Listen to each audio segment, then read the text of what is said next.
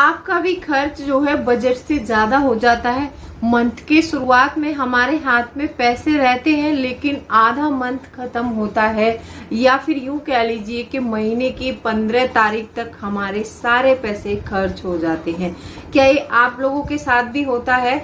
जो लोग salaried class हैं उन लोगों के लिए आज ये वीडियो बहुत फायदेमंद साबित हो सकता है। अगर इन नियमों का इम्प्लीमेंट करेंगे वो अपने ऊपर, तो उनका पैसा जो है पूरे 1 महीने चलने वाला है।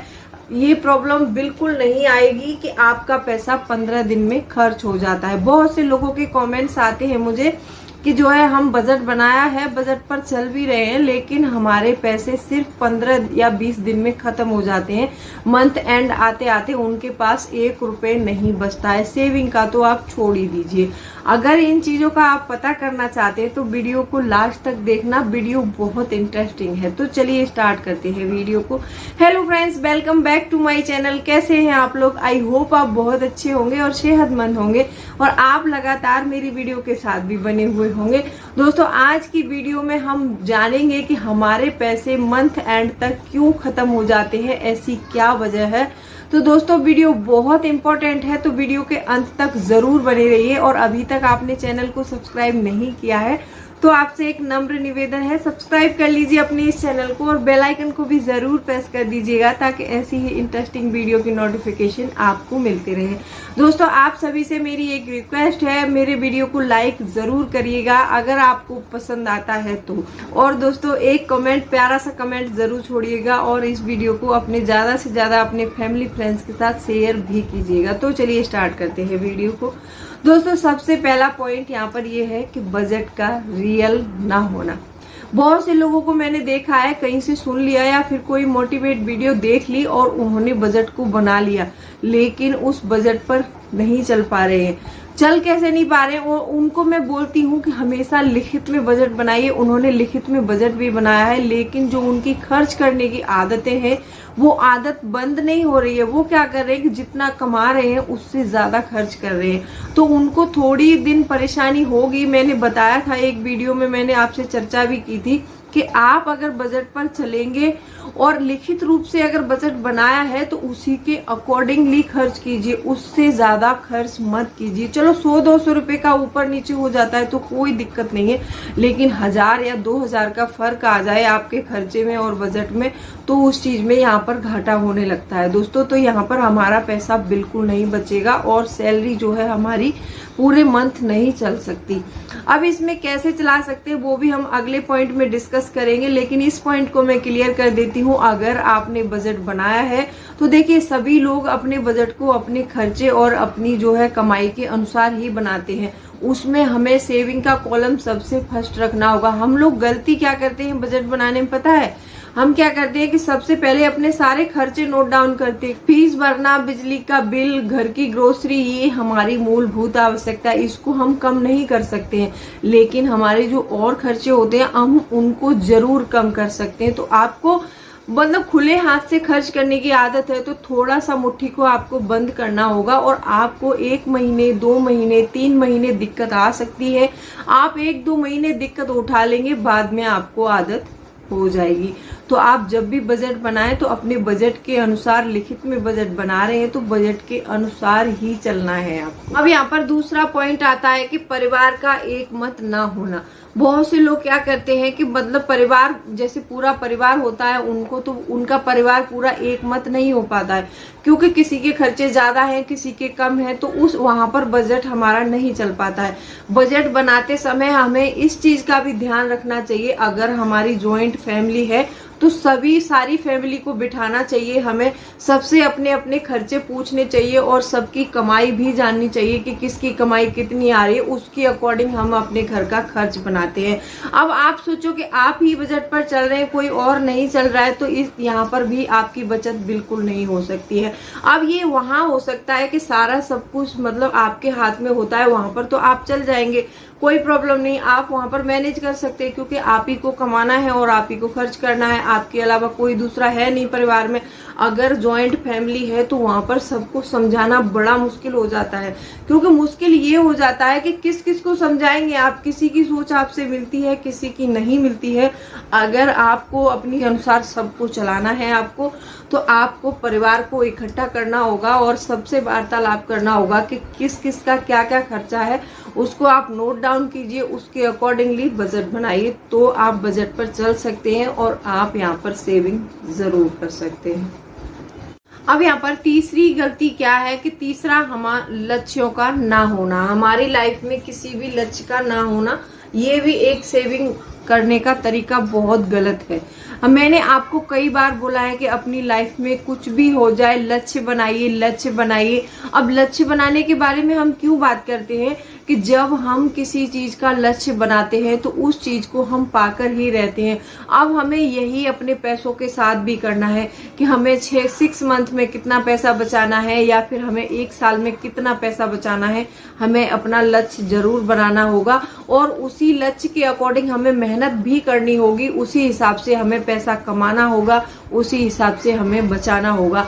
आप सोचते हैं कि हम ज्यादा कमाएंगे तो ज्यादा बचाएंगे, लेकिन इस बात में बिल्कुल भी सच्चाई नहीं होती है।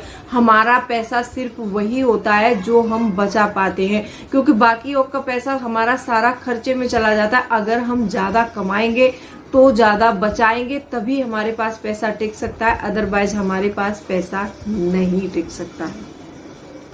चौथा पॉइंट यहाँ पर ये आता है कि बहुत ज्यादा सख्त हो जाना। अपने बजट को लेके बहुत सारे लोगों में मैंने देखा है कि वो बहुत सख्त हो जाते हैं कि नहीं, आपको यहाँ पर 100 रुपए खर्च करना है तो आप 100 ही करेंगे, इससे ज्यादा नहीं करेंगे। या फिर इतने कंजूस भी मत बन जाओ कि आपके घर में बात बिगड़ने लग जाए। यहीं पर बात बिगड़ने लग जाती है, क्योंकि सभी लोग फिर आपसे तंग आ जाते हैं और आपको कोई भी सपोर्ट नहीं करता है।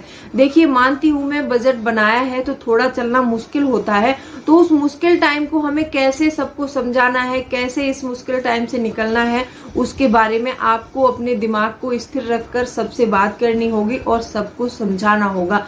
और इतना ज्यादा सख्त भी नहीं बनना है कि यहाँ पर आपने ये कह दिया कि इसमें 100 ही खर्च होगा तो 100 ही होगा, 110 हो जाएगा तो भी कोई प्रॉब्लम नहीं है, लेकिन ज्यादा खर्च नहीं होना चाहिए। इतना ज्यादा नहीं होना चाहिए कि सब खुले हाथ से उड़ा रहे हैं पैसे को, ऐसा नहीं होना चाहिए।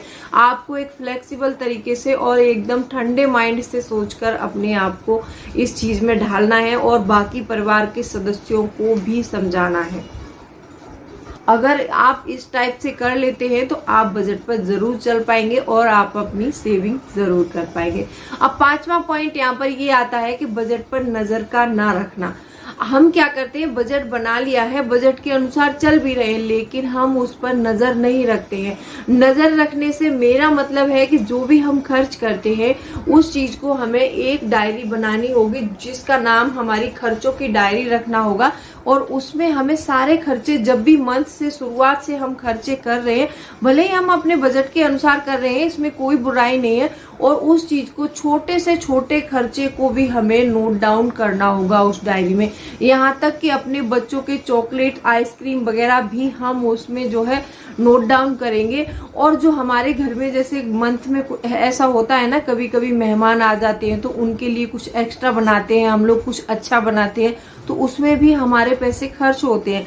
तो वो सारे खर्चे जो भी होते हैं, जब बजट, ये मैंने बताया था पिछले वीडियो में आप लोगों को कि ये मेहमानबाजी के लिए आपको एक अलग कॉलम बनाना है, उसके लिए आपको 500 रुपए पर मंथ अलग रखना है।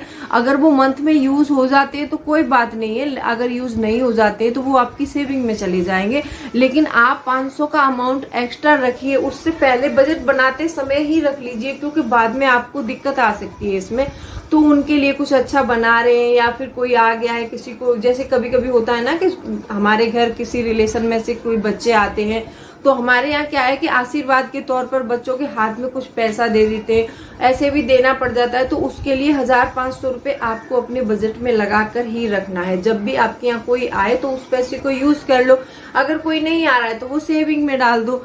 तो आप ऐसा भी कर सकते हैं इसमें। अब आप उस छोटे से छोटे खर्चे को नोट डाउन करेंगे, यहाँ तक कि मैंने बताया बच्चों की चॉकलेट, आइसक्रीम, जो भी खर्च होता है सारा नोट डाउन करना है।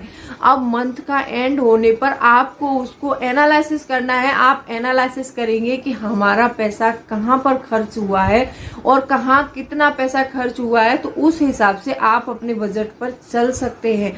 क्योंकि आपका माइंड इतना बड़ा नहीं है कि आप एक महीने के खर्चे सारे माइंड में नोट डाउन नहीं कर सकते हैं। क्योंकि आजकल देखा है कि 2 दिन पहले कोई सामान खरीद कर लाएगा और दूसरे दिन आपसे उसका प्राइस पूछा जाए तो आप नहीं बता पाएंगे। तो माइंड हमारा इतना शार्प नहीं होता है कि हम सारी चीजें याद रखें, याद नहीं रख पाते। तो नोट डाउन करने की आदत आपके अंदर होनी चाहिए।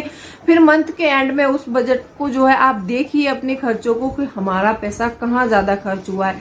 जहां पर आपको लगे कि यहाँ ज्यादा खर्च हुआ है तो वहीं पर आप वही खर्चे अगले मंथ से कट कर दीजिएगा। और देखिए अगर आप ये करते हैं महीने 2 महीने तो आपके पैसे बहुत बचेंगे।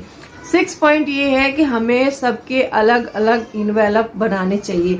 अगर हम अलग अलग इन्वेलप बना लेते हैं तो इस इन्वेलप बनाने का फायदा क्या होता है, मैंने कई वीडियोज में समझाया है आपको कि आपको अलग अलग कवर रखने हैं। और जैसे मान लीजिए इस एक कवर में आपने बिजली बिल के पैसे डाल दिए, या फिर एक कवर में हमारी ग्रोसरी के पैसे रखेंगे, एक कवर में हम अपने दूध वाले पैसे रखेंगे, मंथ के डेली के खर्चे होते हैं उनके लिए पैसा रखना है अलग से। तो आपको जब जो खर्च करना हो उसी इन्वेलप से करना है। क्योंकि ऐसा होता है कभी कभी कहीं पर खर्चे कम हो जाते हैं, कहीं पर ज्यादा हो जाते हैं। जब मंथ एंड होता है, जब हम उन इन्वेलप को फिल करते हैं तो सभी इन्वेलप में देखेंगे आप किसी में 100 किसी में 200 पैसे जरूर बचते हैं। और इस तरीके को मैं कम से कम 1 साल से अपने ऊपर इम्प्लीमेंट कर रही हूँ, तो उसमें सेविंग भी ज्यादा हो रही है। क्योंकि जैसे ही मेरे पास पैसे आते हैं मैं सारे पैसे बच्चों की फीस और अपनी ग्रोसरी का सामान, पार्लर का पैसा, जो मैं कुछ मेडिकल के लिए कुछ पैसे रखती हूँ वो पैसे, मतलब मुझे जो भी जहां भी खर्च करना होता है मेरा हर एक इन्वेलप बनाया हुआ है मैं इन्वेलप फिल करके रखती हूँ। और उसी इन्वेलप से जब चाहिए उतने ही पैसे निकालती हूँ, मुझे जितने चाहिए होते हैं। जब मंथ एंड होता है दोबारा फिल करती हूँ तो मैं देखती हूँ कि उसमें कुछ ना कुछ अमाउंट जरूर बचता है। अगर आप भी ऐसा करेंगे तो आप बहुत सारे पैसे बचा सकते हैं। आज मैंने आपको ये 6 पॉइंट्स बताए हैं। कैसी लगी वीडियो कमेंट करके जरूर बताना और इसको अपने फैमिली फ्रेंड्स के साथ जरूर शेयर करना। तो चलिए मिलती हूँ अगले वीडियो में, तब तक के लिए bye bye, thanks for watching. और वीडियो को लाइक करना बिल्कुल मत भूलना।